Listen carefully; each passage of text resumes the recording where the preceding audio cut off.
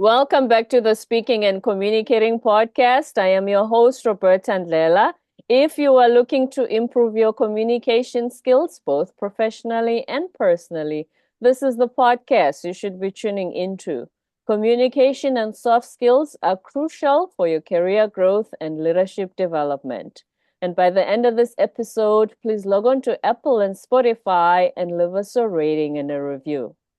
Now let's get communicating with Phyllis Leavitt. Did I say that right? You Leavitt. did. You said it right. Thank you. She is a psychotherapist and an author who has been treating children, individuals, and families for over 34 years.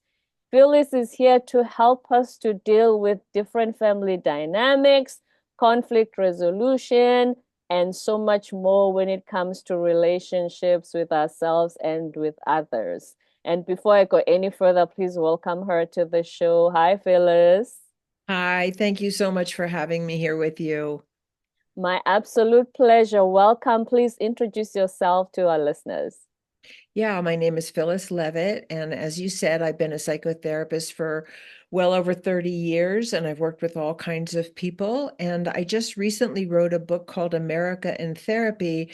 And one of the big reasons why I wrote the book is because what we learn about communication in the best psychology, nonviolent communication, nonviolent conflict resolution, really looking for how we can all take responsibility for ourselves to make communication work and be profitable. And I don't mean money wise, I mean effective. Um, these are skills that the best psychology teaches us, and they heal relationships, and they prevent violence.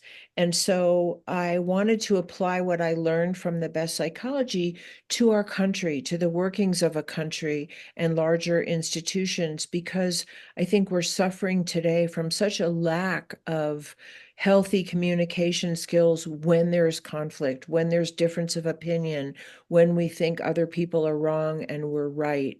And some of the basic skills that we learn in psychology are some of the best tools we can use to help heal some of those great divides that we're really suffering from today. So we can talk on the individual level, we can talk on the collective level, whatever your preference is, I'm happy to go there. But I think the same skills that apply to the individual level really can apply to the collective. Absolutely. And we will definitely have a deep dive into that. But first, what got you interested in psychology? Out of everything you could have had a career on, why did you decide that psychology was it for you? Yeah, I mean, like so many people, I think I gravitated toward a profession that had personal meaning for me. When I was in my 30s, I had three little children and in a very dysfunctional marriage, and I ended up in therapy myself. And it really saved my life. I really began to understand my own behavior, some of the ill effects of my early childhood conditioning, things that had hurt me when I was young that were really affecting the ways that I was um, coping with life in general, which were not helping me. And so, really understanding my early conditioning and the things that had hurt me that I was still repeating in some way in my life really changed my life. And I was at that, my youngest was 2, I think, or maybe even younger at that time. And I really wanted to go back to school. And so I decided to go to school in psychology and became a psychotherapist out of my own wonderful experience of healing through lots of therapy. Lots. Mm. And we really do give a shout out to therapists for the work that they do in helping us heal. But here's the thing as well. When you talk about your marriage, you didn't say, oh, it's his fault. I'm the victim. You said, I wanted to heal. How did you come to have that perspective? Well, let me tell you, I did say it was his fault. I mean, I did say that. I think that's where we start, right? Right. Because we don't know what we're generating from ourselves. We don't, and that's one of the things that psychology really opened up for me was because I had some trauma early on in childhood, because I grew up with, I'll just say this, my mom is passed away a long time ago, but a very narcissistic mother who had her own wounds and didn't know how to really nurture her children. I was attracted to someone like my mom, someone who was very wrapped up in themselves and didn't know how to be nurturing and loving. And I brought that to the situation, not as a blame, but as an unconscious way that we tend to repeat what we know. We tend to try to get love and acceptance and belonging and nurturing and valuing from the kinds of people that we didn't get it from early on, or if we did get it, then we're probably attracted to people like that in our adult life. But most of us in an unhealed state tend to repeat the wounds that we've already endured. And so it's not really a question of blaming him or blaming me. We were both unconscious. We both were like moth to flame, you know, and that's how I described that marriage. I was the moth flying into a very familiar flame. And psychotherapy, had I had more healing at the time, maybe that marriage would have survived. I kind of doubt it, but it enabled me to leave something that was really toxic for me and heal. And I had to get out of that to heal. Mm-hmm. So now let's talk about the work you do. When you help people heal, first of all, when do people know what's wrong, or they come to you and ask, this is what's happening, what do you think is wrong with me, so that we can solve it? It's a great question. I think people either think something's terribly wrong with them, which I also did. I mean, I wasn't just blaming. I felt like I was a flawed individual my entire life. Um, so I think people come because something's really not working in their life, their relationship with their children, their inability to express their creativity, their difficulty finding meaningful work or making a living or getting along with their coworkers or their, whatever, or their family. People usually come to therapy because something isn't working. And I think we tend to blame other people more than we blame ourselves in general. I think we live in a culture that is very much promotes the idea of blaming other people rather than looking at ourselves, but looking at ourselves without blame, looking at ourselves with deep understanding of where was I coming from? Why did I make that choice? Why am I behaving just like my mother when I couldn't stand the way my mother behaved? Why are we doing the things that we're doing, but with compassion? And a desire to heal the source of the pain that generates our most dysfunctional behaviors. So when people come to therapy, it's usually because of the pain of something not working. And I think good therapy steers us to the formative experiences that we've had ourselves rather than focusing on blaming anybody else. The formative experiences that we've had ourselves that have set us up to not function the way we would like to in the world or in the world of relationship, the way we would most like to have that happen. Does that make sense? It does, yes. Because, as you said, when we keep repeating those patterns, which is frustrating to us, because Right. we live on autopilot and you can think, why do I drive myself crazy? Why do I drive myself crazy? Why do I keep doing this every single time? Why do I keep attracting the same guy? Or why do I keep doing this? Exactly. It drives Exactly. us crazy too, but we do it again the next day. Right. Because it's embedded in our unconscious. And one of the great gifts of the best psychological work is to help us make the unconscious conscious and rework some of the beliefs that we took on about ourselves. One of the great gifts of psychotherapy, whether we're talking about a person or a country, really is Mhm. because of our experiences, we've taken on certain beliefs about ourselves. And to the extent that those beliefs are negative, I'm not lovable, I'm not worthy, I'm not powerful, I don't matter, I don't belong. To the extent that those beliefs are negative, we develop coping mechanisms out of those negative beliefs that are usually not functional. I become a people pleaser. I become a workaholic. I become an addict. I become a rager. I become an isolated person who can't make relationship. And all of those ways that we cope actually are designed in our psyche to protect us, but they don't. And that's the myth. I've had so many clients, for instance, and I've had, all kinds of symptomatic, people, because we bring our symptoms to therapy, but either a rager or somebody who is very isolated and alone, they really feel on an unconscious level that coping mechanism is somehow going to protect them. If I'm Anger can feel like a very protective mechanism, but it doesn't create relationship. Mhm. Isolation can feel like I'm going to retreat over here and nobody can hurt me. Yeah, But build over up here that alone, wall nobody can go through. Mm. that's right. But over here alone is a horrible, lonely place to be. So I think that's one of the things that psychotherapy really helps people understand and work through. There's no blame in Mm-mm. psychotherapy. In the best psychotherapy, there's no blame. If you became a rager, you may be hurting yourself and the people around you, and that's a cause for concern and a cause for hopefully the motivation to change and heal and grow. But you came by that coping mechanism honestly. It was the best you could come up with from the hurt that you received that didn't get helped. Um, Why is it that when we say those things, I'm not lovable, I'm not enough, I'm not this, and I'm not that, we say that privately, but sometimes we do verbalize it to those closest to us. So if I say to you, Phyllis, I'm not enough, I'm not this, why is it that if you challenge me and say, Roberta, that's not true, you know that's not true? mhm. Why is that not a good enough reason for me to have that shift and say, hey, wait a minute, Phyllis is right. I actually am lovable. Why Right. does it If it never was that happen like easy, that? if it was that easy, there wouldn't be any healing modalities around, right? Right?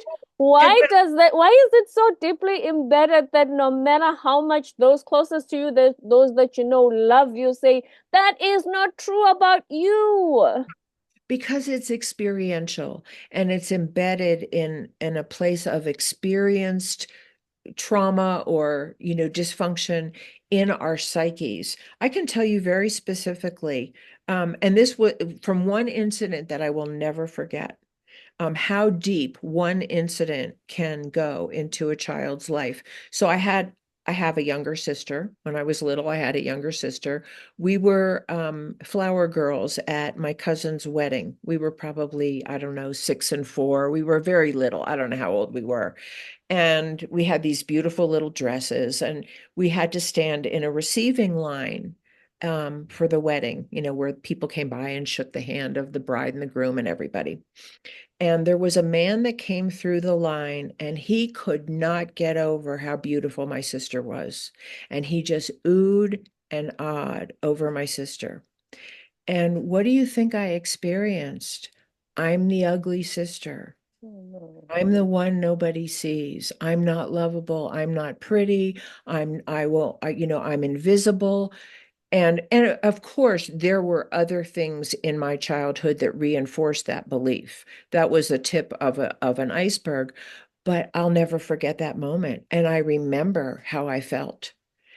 So those things can have such a tremendous impact on a child. Um, and that's a minor incident. But if it's reinforced by other messages, which in my life it was, then it becomes part of our belief system about ourselves. And when you're little, when you're 6 or you're 4 or you're 2 or you're 8, what you take in just feels like the truth. We don't have, most of us, and you'd be a very unusual and blessed person if you did. Most of us as children don't have any other part of our psyche that can say, wait a minute, that was that man's view. That's not me. That's not the truth, right? We just don't have that facility. And so, unless we're surrounded by people who really affirm our lovability, our worth, that we should have a voice, that we can be heard, that we have appropriate power in the world to affect the world around us within the limits of being in relationship with other people who also have needs and wants and desires, often we don't get it. And if you're someone who was beaten, who was molested, who was seriously harmed as a child, you do take in very negative beliefs about yourself, and then you cope the best you can. But without help, it's really hard to undo that trance of whatever the negative belief is that you took on. Hmm. And as you said, it's how you felt. They usually say what we always remember. I mean, imagine how long ago it was when you were 4 or 6. Right. But how it made us feel is the reason it keeps being reinforced and is the That's reason right. we never forget it. That's right. How the incident made us feel. Yeah. It's exactly right. And that emotion can be re-triggered easily in our adult life, right? Right. But he looks at you sideways and you think, oh, they think I'm ugly or they think I'm stupid or they don't like me or whatever. And whatever the trauma is underneath that experience just gets activated like that. And I think the healing process, and again, none of it's perfect. I can still get triggered, but I Mhm. know what those triggers are more or less right now. I have some access to reworking that within myself.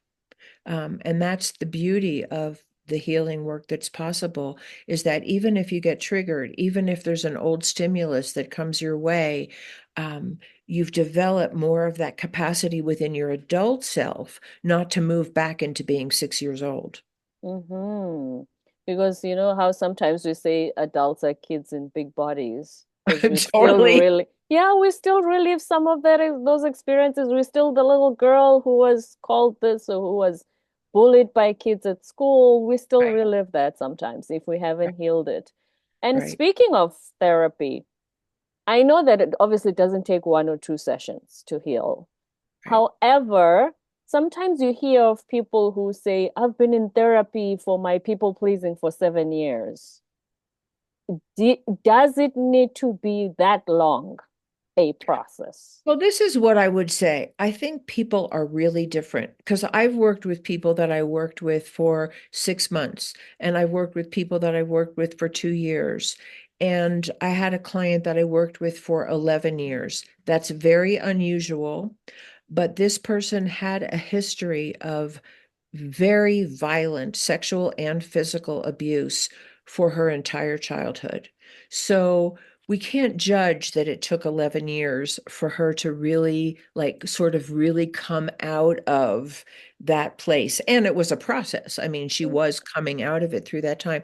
So I think there's really no judgment, but I think what you really want to evaluate, whether you're talking about 6 months or 2 years or 10 years or whatever, is something happening?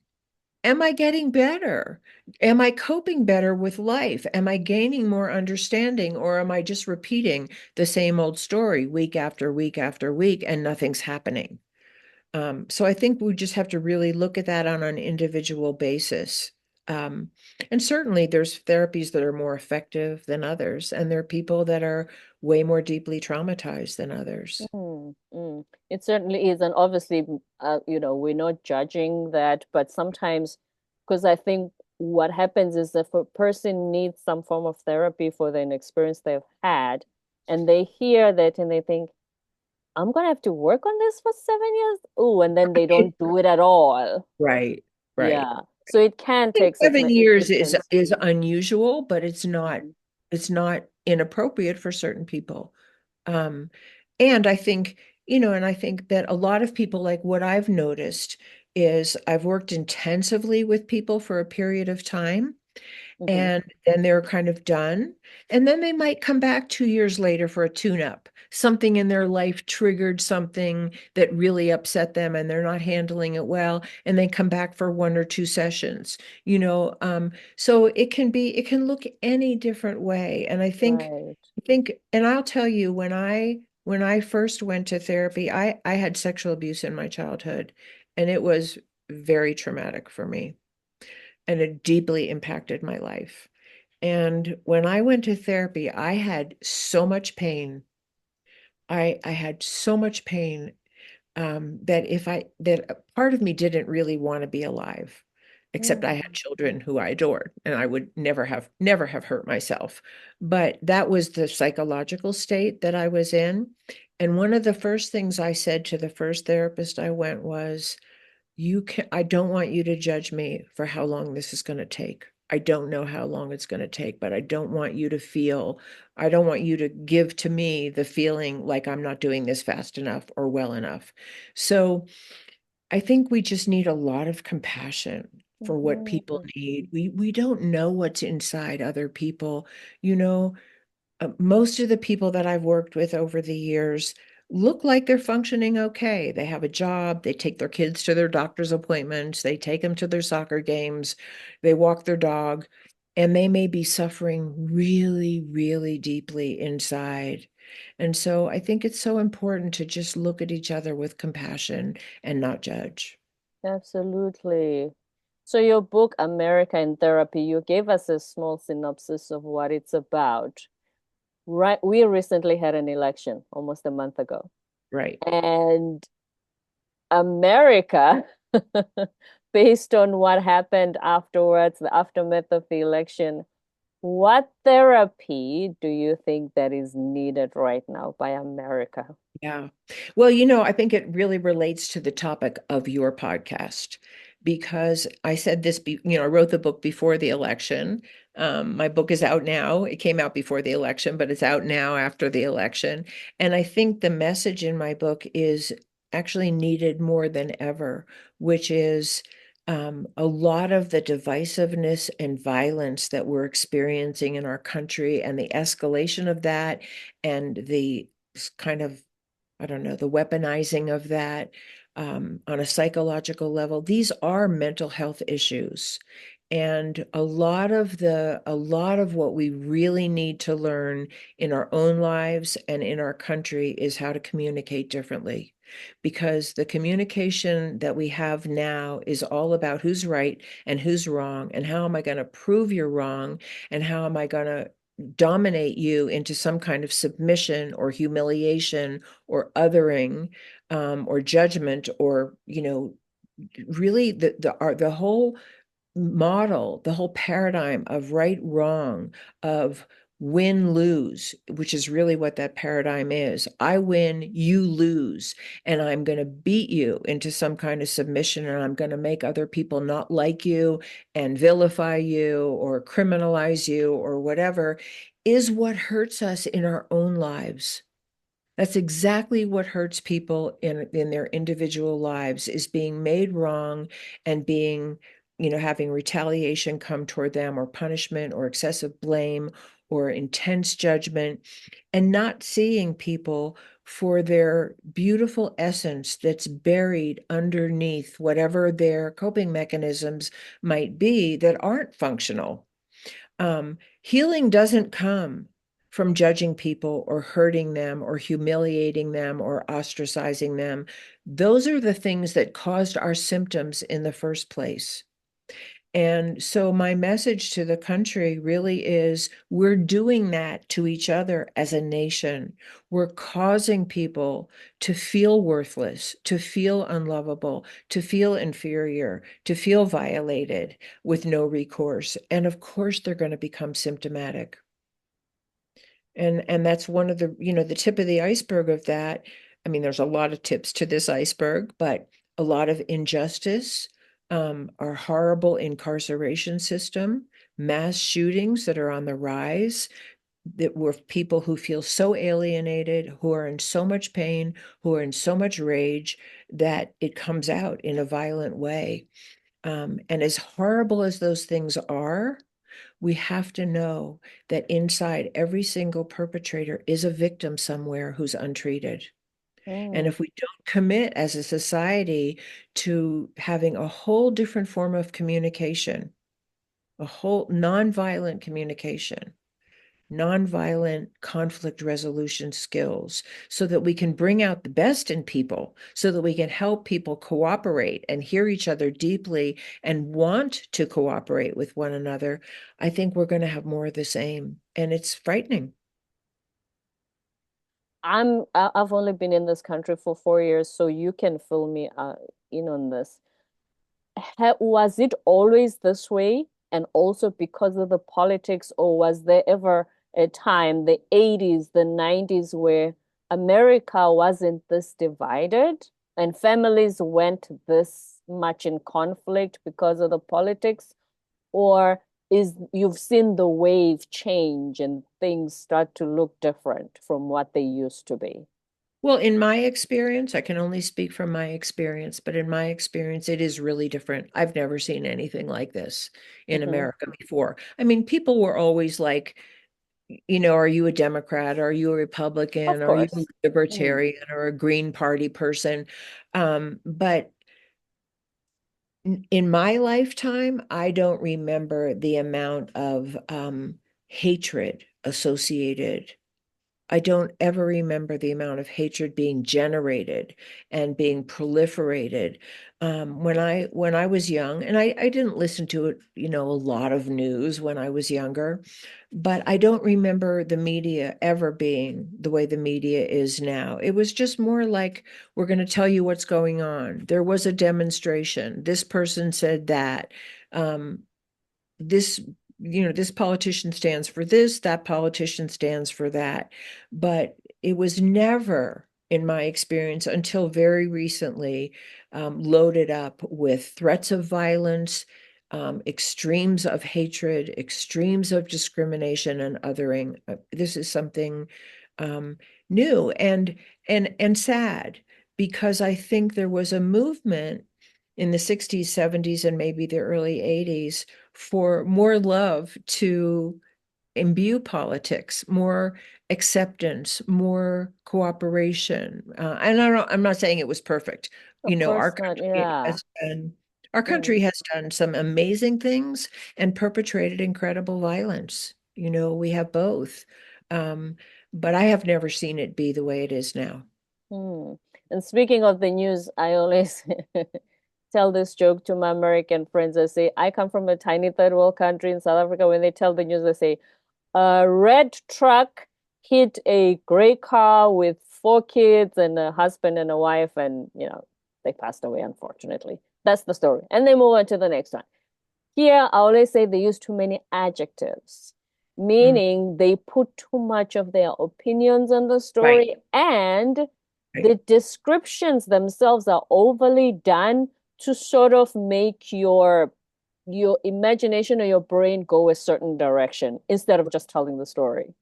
right. I So think it's really if true. they say a red truck with a Confederate flag driven by a guy with a you know what I mean? So my mind is going a certain direction instead of saying this is just a car accident because somebody didn't use their blinkers and Mhm. communicate that I'm changing lanes. That's Mhm. how a story gets told in South African news. And here, Mhm. there's just so much that gets integrated in the story and descriptions and adjectives, and it starts to make people think differently. I think that's really true. And um, I think part of that is also which stories are being chosen to be told. There's a lot of stories that are not chosen to be told that are of the wonderful, generous, kind, caring, considerate things that people do, and they never hit the news. The projects that people undertake to feed, people that don't have enough food, or help them grow their own gardens, or work to really enhance the education for children who are in marginalized school systems. There are so many good things that are going on in our country all the time that are not put forth as the role models for what we're hearing on a daily basis, which is so it's partly the way the stories are told and what's told. Mm-hmm. Because also it then feeds, like you said, into if they tell that story, people are going to be bored, go to another channel where there's more exciting stuff. And by exciting means it incites all the stuff we've talked about. But also, are we then responsible for participating in that type of narrative instead of switching it off and look for more uplifting stories. Well, thank you for saying that because that really is, in my book, I call us the family of America. We are a family. Have disparate sections and populations, and we're a melting pot of many, many different people with different traditions and different backgrounds and different religions and different genders and different whatevers. But if we look at any large grouping of people as a family, we know that in an individual family, for instance, we do hold the family responsible for what they teach their children and the environment they create for their children and what they put out into the world. And we want parents to teach their children to be cooperative and to be kind and, to not go out and rape and kill and steal, for instance, right? Right. And we have a society in which actually we're holding parents more and more responsible. I don't think that's the end game. I think if we have parents in an individual home who are touting guns and spewing hatred, we have to help those families heal. We can't just punish people because they learned what they learned somewhere. And Mm-hmm. so then if you take that model and you look at the whole country, if we have leaders that are spewing hatred and proliferating gun violence and war, we have to look at ourselves of how do we heal this family? And that's why I wrote the book.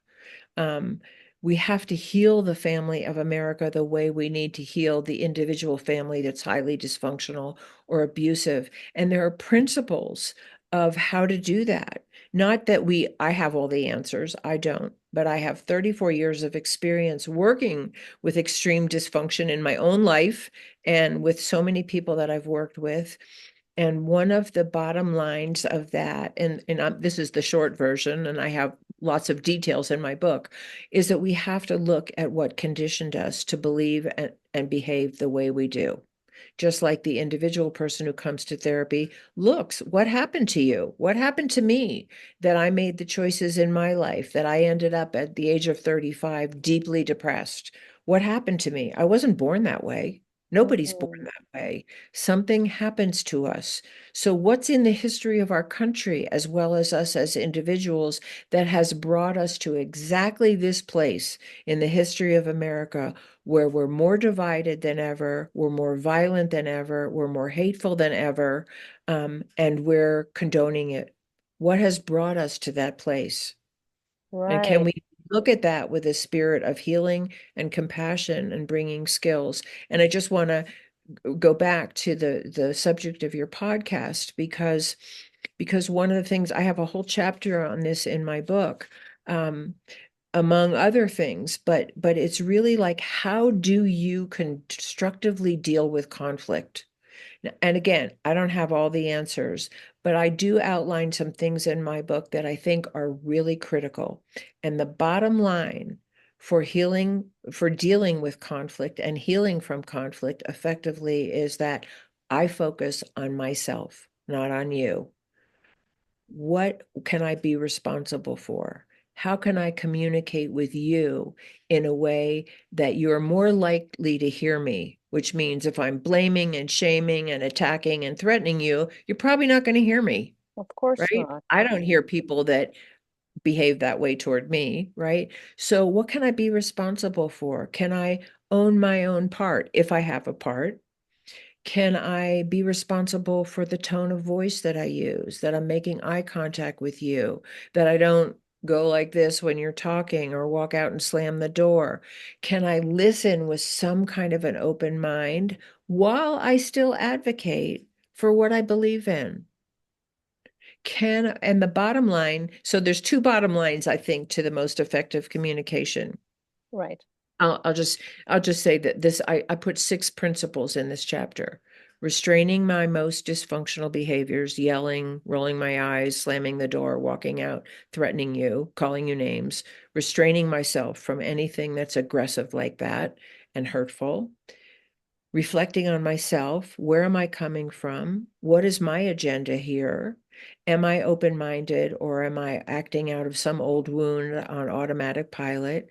Can I be responsible for the way I'm communicating with you?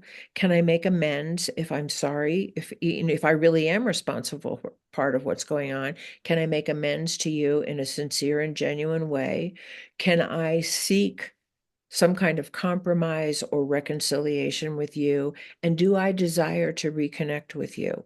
Because that's the ultimate goal of the best communication. And it doesn't always happen. Sometimes we have to leave each other in peace.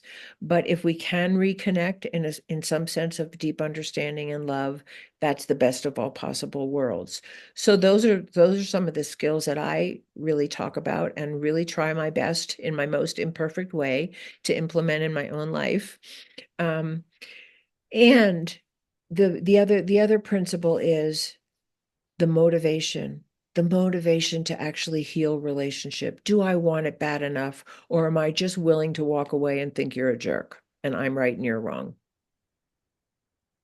The And, whole blocking, like you said earlier, yes, sometimes there are times to just say, you know what, let Phyllis go in love, but right, don't have to be in the same thing. But we have become, because we don't have conflict resolution skills anymore, we've become so accustomed, block, block, block, block. I don't want anybody, block, block. You're dead to me, block. right, And it has become such a norm. Yes, some cases may warrant that, but it is becoming more and more of a norm because we just don't want to deal with it anymore. And right. as you mentioned mental health earlier, sometimes we feel that we're protecting our mental health by not dealing with people, just block everybody. Hmm. Well, I think there's a difference between deciding this is a situation I don't want to engage with and really walking away from it with some kind of equanimity or peace, or just, your integrity is intact and you haven't harmed anybody. Right. And walking away in a way that's retaliatory, or I'm going to ice you out as punishment for what I think you did wrong, that's very different. That's very, very different. And really, the bottom line is, am I doing harm? Do I want to do harm? Do I want to get back at you because you hurt me? I might want to, but is that functional? And does it do you Can I good? be bigger than that? Can I be bigger than that? Can I not lash out even though I'm so angry and I'm so hurt? Can I not lash out because that doesn't serve? But it's good to express, like you say, learn the communication skills. It's good to express and be emotionally intelligent about it and express to Phyllis that you hurt my feelings and this is why I'm offended. But we don't have those skills anymore. We either block or lash out. Right, We just go extreme. Whatever it is, we go extreme nowadays, right, unfortunately. right. And we're human, I'm going to be hurt sometimes. I'm going to be Mm. angry sometimes, and so is the next person. Can we tolerate that and still want to heal the relationship? Because that's part of it. One of the things that I experience in the marriage that I'm in now is we trigger each other, we get upset with each other, we have issues, but there is this container of love around our relationship. We know we're going to come back to connection. We know we both want that. We know, and I say this in our most imperfect ways, because I don't know that anybody does this perfectly, but we know in our imperfect ways that we do want to be responsible for ourselves and we do want to come back to love. And that's probably the most important thing of all, even if you don't even have any skills, Right. if you It's have like when no you deal skills with at your all, right? siblings. You love your siblings to Right, death, but sometimes you bicker. Yeah, but you always come back to the fact that you love each other. right, Yes. right. Do you think that the spike in this mental health crisis is fed by what's currently going on? I think, And yeah, go ahead, go ahead. and is, like I said, is the solution for people to just protect themselves and retreat? Well, I think, I think it's a multifaceted answer, and I probably don't have all the answers, nor could I even express them if I had them all. But even the ones that the things that I think of, let me just say a couple of key things. I think that, and again, this is one of the reasons why I wrote about the family of America, because the family of America is made up of individuals. And one of the things that I see from having been a therapist, working on a very one-on-one, one individual, one family, one couple, one child level for so many years, is that I think families in America, in general, not every family, but in general, are really hurting. Many families are not supported to make a good living or have adequate care for their children or have good job opportunities or access to mental health resources when they need them. Or so I see in a kind of way that I think maybe the average person isn't really aware of, the level of abuse and neglect on a continuum from mild to extremely severe in families in America today is actually higher than I think most people either know or want to know. So I think we have many suffering people, many suffering children, who don't have access to help or the kind of nurturance they need, and they grow up with their dysfunction and their less than stellar coping mechanisms out there. They're They repeat becoming, those cycles as well. yeah. And so our families desperately need help for resources, for mental health, for feeling like they belong. Every family needs to feel like they belong here, because that's part of the trauma to many people, is that even if their family is relatively healthy, the messages they're getting from society about the color of their skin or their gender preference or their religion or whatever are still that they're inferior and not wanted. This is a very traumatic condition for many, many people in our country today, and I think it's escalating. Not that it was ever great. I think we've been struggling with this issue for a really long time or forever. But then if you have those kinds of values and policies being implemented and perpetuated from the largest family systems, you have this perfect storm of individual dysfunction and mega family dysfunction colliding. And I Mm-hmm. think that's part of what we're seeing today. And that's why our understanding of how to heal family systems on all levels is just critical to our survival. I think it's critical to our survival. It is. It certainly is, because that's who society is. It's us. Any last words of wisdom? Anything I haven't asked you were hoping to share with our listeners today? Oh, thank you. I love the topic of your podcast because I think if we could actually focus on our communication and make it healthy and make it safe and make it respectful, I always say it this way. If, we all want to be heard, right? We all want to be heard. We all want to be spoken to with respect, with some level of care, in some way that feels safe and affirming. And yet we don't give that to each other. We just want it for ourselves, but we don't look at the other person wants the same thing. So the Mhm. way I say it is, we need to learn in our communication, in addition to all the skills or along with all the skills that you're talking about, I'm talking about. Am I talking to you the way I want you to talk to me? Am I listening to you the way I want to be heard? If we could do just that in Congress, in our homes, we'd have a different world. Communication. Words of wisdom from Phyllis Leavitt, the psychotherapist and author of America in Therapy, which has recently been released. We need so much healing, not just in America, but globally. So thank you so much, Phyllis, for sharing all your wisdom and expertise today. Thank you for having me. I really appreciate you and the work you're doing. My absolute pleasure. Thank you for your kind words. Before you go, is there any way we can find you online if any of our listeners want to reach out to you? Yes, please. My website is my name, Phyllis Leavitt, and you can probably read it on there, but it's PhyllisLeavitt, phyllisleavitt.com. You can read all about my book on there. You can find my book from all the major booksellers. I'm on LinkedIn and Facebook and Twitter, and I have lots of videos on YouTube, and you're welcome to reach out to me through my website if you would like to have further conversation or more information. If you do reach out to me on my website, you'll receive a free copy of what we were talking about, those 6 steps, those 6 elements of repairing relationship when there's conflict. And I made a PDF that is like a mini course that you can apply in your own life. So you will get a free copy of that. Thank you for the free gift. We always love those.